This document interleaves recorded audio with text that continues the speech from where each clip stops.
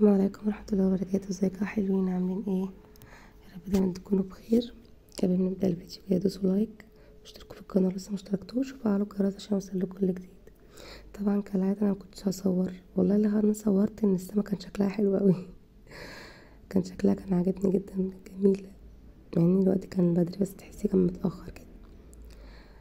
انا كنت قاعدة كده بقى مخنوقة وزهقانة ومضغوطة ومش عارفة اروح فين ولا اعمل ايه، وبقالي كتير جدا ما عملتش حاجة ولا نزلت حاجة.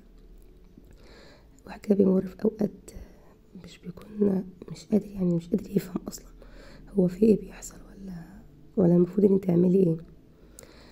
وبتحاولي تروحي تقعدي مع الناس وتتكلمي بس بتلاقي نفسك برضه ما ارتحتيش. يعني الواحد بيروح عند اقرب حد ليه وبيتكلم معاه وبيرجع البيت تاني ولا كأنك قعدتي مع حد، برضه ترجعي في نفس الحالة اللي انت فيها وكأنك برضه ما عملتش حاجة.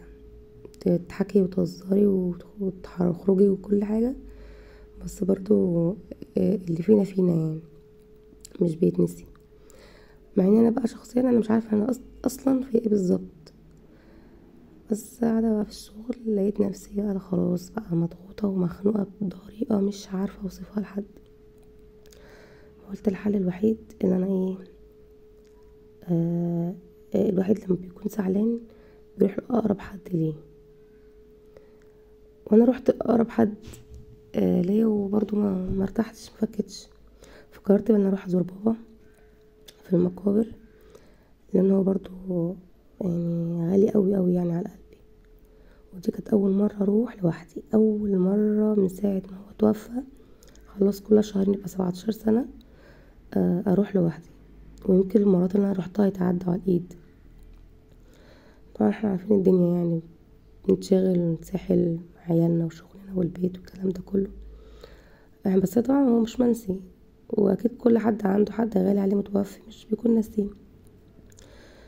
فقررت ان انا اروح، خليتهم جابولي فريدة وسليم عند الشغل واخدتهم معايا عشان برضو ايه، كنت رايحه لوحدي والله، بس هما كانوا بره ومروحين على البيت فخليتهم جابوهم على عندي.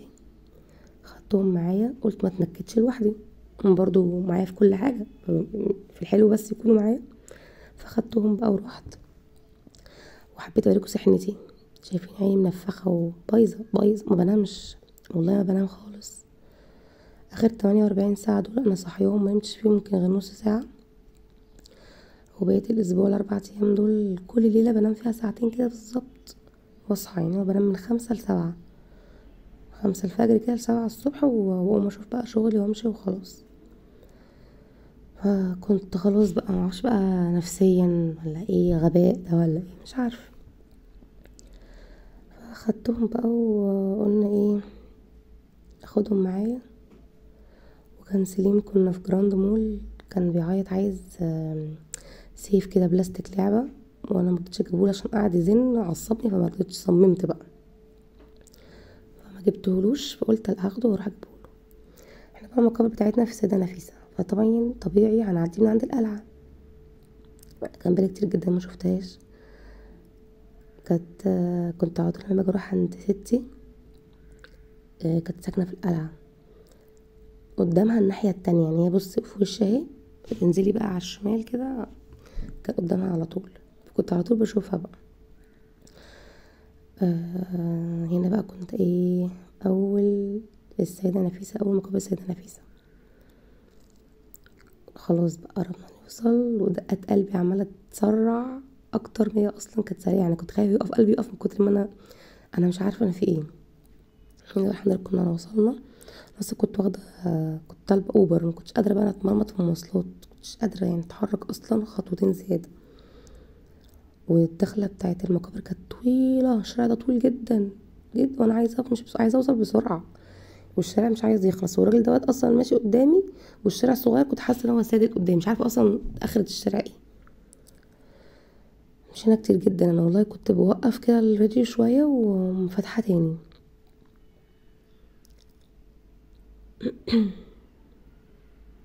كنت عمالة اقول يا ربي امتى الشارع ده يخلص عشان اوصل، نفسي اوصل بسرعة يعني. وكل اللي اتكلمني استغرب يعني ازاي تروحي لوحدك، انت ما خفتيش؟ انا فعلا والله ما كنت خايفة خالص، وعمري ما كنت اتوقع ان انا اعمل كده واروح لوحدي. يعني ما جاتش في بالي يعني، بس وما فكرتش ان انا اخاف، وكنت رايحه لوحدي اصلا من غير العيال. بس صدفة ان هما كانوا مروحين على البيت وهيعدوا من عندي، خدتهم جابوهم لي على هناك. هنا بقى خلاص كنا كسرنا الشارع الطويل ده، وبدأنا بقى اللي احنا نلف حوالين بعض عشان ندخل المكان المقابر بتاعتنا على طول.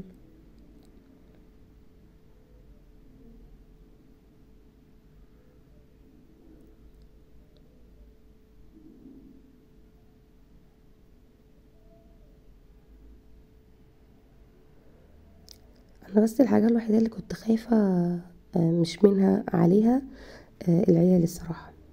يعني كنت خايفة عليهم معايا عشان احنا عارفين بقى الاماكن، مش بس مش في المقابر يعني. انا خدتهم بقى كده ورحنا على السيدة زينب.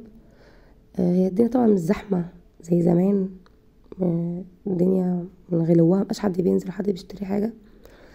بس وانا بس اللي كنت خايفة عليهم يعني، وجودهم معايا كان هو بس اللي مخوفني. احسن حد ياخد مني حد ولا حاجة، وانا هيبقى رحمني وريحني.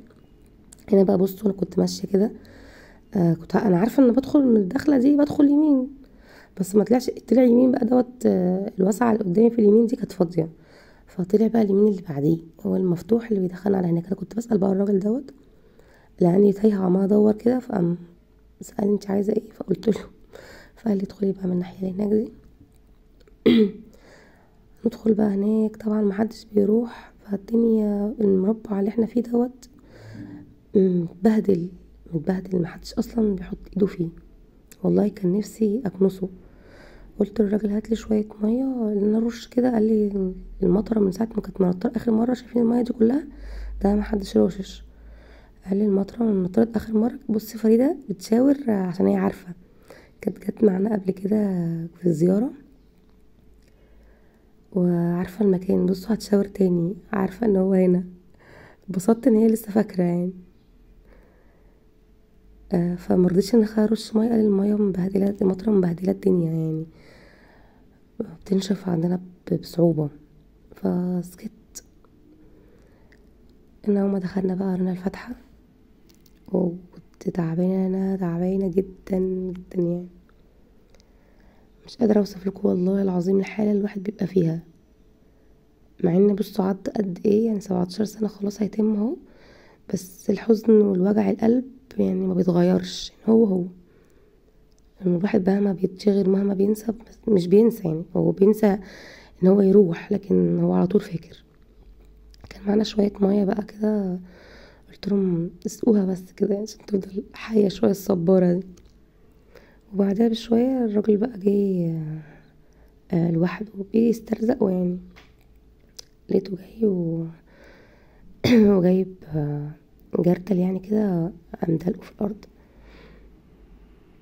انا اكتر حاجه بقى يعني تسقي الزرعه اللي انا اشوفها هي نظيفه من التراب، والعيال ما كانوش عارفين، فقمت انا رشه شويه الميه دول كده ايه عليها يعني. عايزه اقوم اكنس، الراجل بقى جاب لي الكرسي واختفى يعني، مشفتوش تاني غير وانا ماشيه.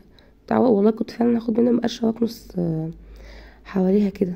ان الراجل كان جه بقى وده لا ايه الجردل اللي جابه ميه معاه دوت على الزرع ومشي. قعدت لي بقى ساعه كده، وفريده وستين كانوا خلاص بقى زهقوا، اتحركوا شويه كده حواليا، وخدتهم بقى قلت لهم طب تعالوا اجيب لكم حاجه حلوه ونمشي. كنت والله ناويه ان اكلهم بره، بس ما لقيتش غير محل كشري وما رضيتش ان انا اجيب منه عشان مش عارفاه يعني، مش مثلا حاجه معروفه ان اجيب منها. فما رضيتش الصراحه حد فيهم ياكل ويتعب، فقلت لهم استنوا لحد ما نرجع البيت واجيب لكم اي حاجه ايه نكون ضامنينها شويه. دخلنا بقى الشارع دوت في السيده زينب، تقريبا اسمها الميضه، مش عارفه تقريبا الميضه يعني. فريده كانت عارفاها، بتقولي ماما انا جيت المكان ده مع تيتا في السيده. قلت لهم احنا في السيده فعلا يا فريده. بندور على محل لعب عشان يجيبوا اللعبه اللي هم عايزينها.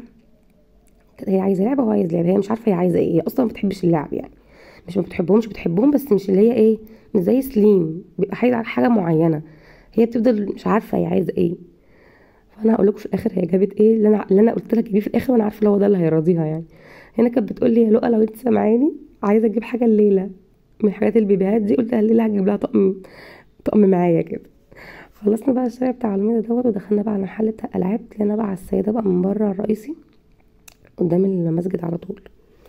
سين بقى جاب السيف اللي كان نفسه فيه وهيتجنن عليه، جبته له ومبسوط جدا. شايفين مبسوط جدا ازاي؟ قلت افكهم من حالة الحزن والبؤس اللي انا خدتهم فيه، خدتهم على المقابر على طول عشان يحسوا بيا، عشان لما اموت هما كمان يجولي. هيبقى عمالة تعيط هنا، أنا مش عارفة هي عايزة ايه، واللي بتختار لي حاجات ب400 جنيه و500 جنيه وبتاع. يا بنتي ارحمينا، ده احنا الواحد مخنوق اصلا وما تخنقنيش اكتر. انتوا انا نازله معاكم مكتئبه، هروح هنتحر يعني. انتوا مخرجتونيش من اللي انا فيه، انتوا خنقتوني اكتر. بس يعني ببسط وهما معايا ولا قد كده يعني. بص عايزه لعبه انا اصلا مش عارفه هي ايه، وعمالين نلف في المحلات وتدخل. قلت لها تعالي جيب لي فيها كوتشينه وحاجه ان تتعلمنا الارقام شاطره. لا مش عايزه، عايزه عروسه. يا بنتي عروسه ايه ده؟ انا بجيب عروسه بتقطعوها. هنا بقى كنت جبت كوتشي وانا ماتشه الكوتشي بتاع عشان ايه يزودني حزن على حزني، اتقطع. قمت قلعاه ولقيت كوتشي كده عند واحد ابن حلال، الناس الفرشه دي. قلت برضو يلا هو يسترزق وانا استرزق وكلنا رزقنا على الله، على الله. فخدت الكوتشي ولابساه ومتشايله بقى تاني في الشنطه، واول باسكت قمت رامياه فيه. انا بقى نتفرج على الالعاب، شايفين الاسعار هي والله مش غاليه، بس احنا الدنيا هي الغاليه يعني. يعني هما بالنسبه للاطفال زي دي احنا مش بيجيبوا حاجه، وكل فين وفين انا بجيب لهم لعب. بصوا بقى انا دخلت لها في المكان اللي هي بتحبه، لقيت محل انا مش عارفه اسمه ايه اصلا والله، تقريبا بتاع صحاب السعاده او السعاده في السيده هو برضو. قلت لها تعالي انا عارفه انت دواكي ايه، وعارفه انت حلك ايه، انت بتحبي الحلويات وتحبي الاكل والحاجات دي، تعالي انا اجيب لك حاجه حلوه. خشي اختاري اللي انت عايزاه وهاتيه وانا مش هقول لك لا. فدخلت جابت بقى اللي هي عايزاه، وسليم برضو جايب حاجه يعني كنت شرط اجيب له، بس قلت عشان ما يبصش وكده يعني. فكل واحد اختار له حاجه وخدتهم وخلاص، وروحنا على كده والحمد لله يعني. ادعوا لنا بقى ربنا يقوينا كده وثبتنا.